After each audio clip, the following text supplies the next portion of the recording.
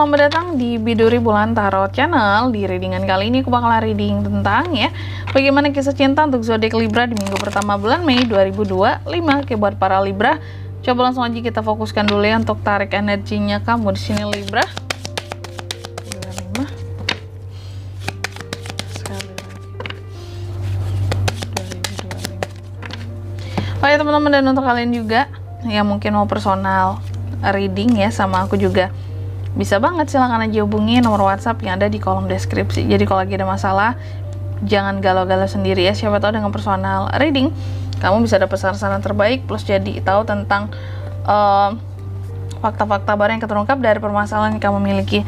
Langsung aja di kartu yang pertama ya, buat Libra, kisah cintamu di minggu pertama ini. Kalau aku lihat ada yang sepertinya lagi merindukan kamu, lagi ada yang kangen sama kamu ya.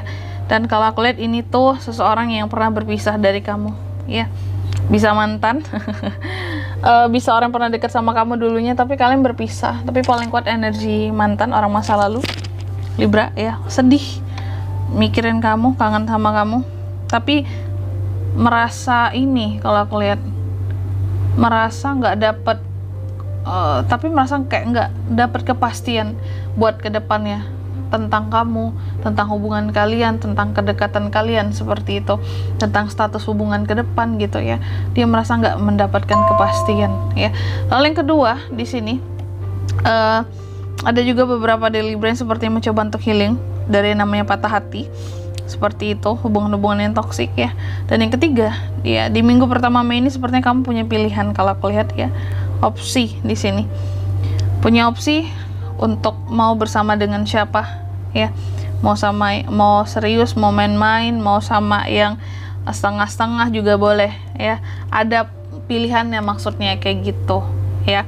Oke, dan selanjutnya mari kita lihat bagaimana situasi dan kondisi percintaanmu di minggu pertama ya di 2025.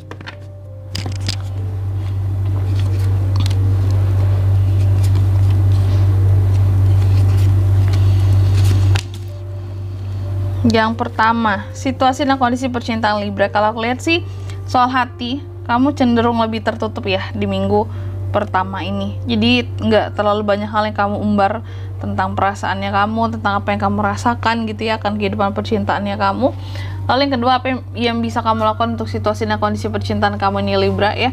Kalau aku lihat sih, bisa kamu lakukan adalah untuk selalu punya planning, punya rencana ke depannya dalam kehidupan percintaannya kamu ya, agar nggak hambar, agar nggak bikin boring, agar nggak membosankan gitu ya, baik dengan pasangan atau dengan orang yang kamu cintai. Oke.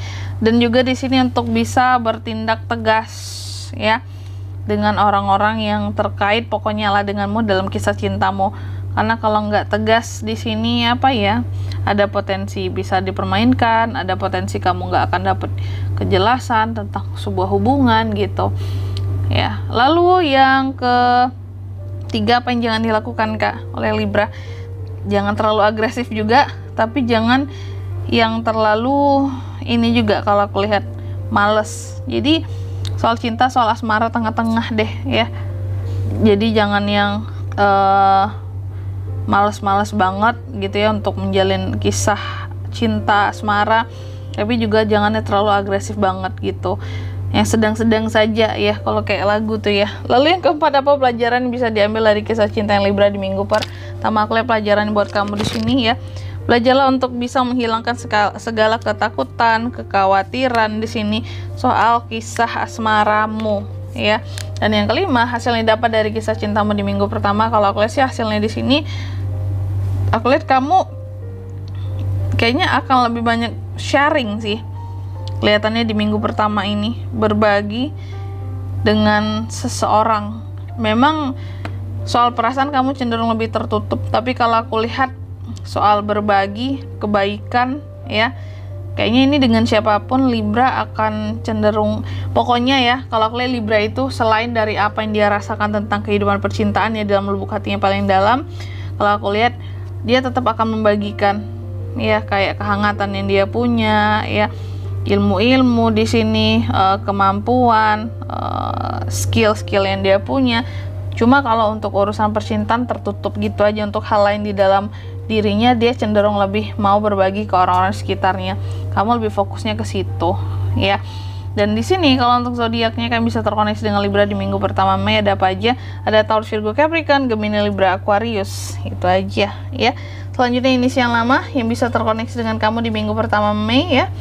Itu ada inisial J, lalu ada E, ada A, ada V, dan ada F. Aku ulangi sekali lagi, inisial namanya bisa dari J, E, A, V, dan F. Itu aja, oke?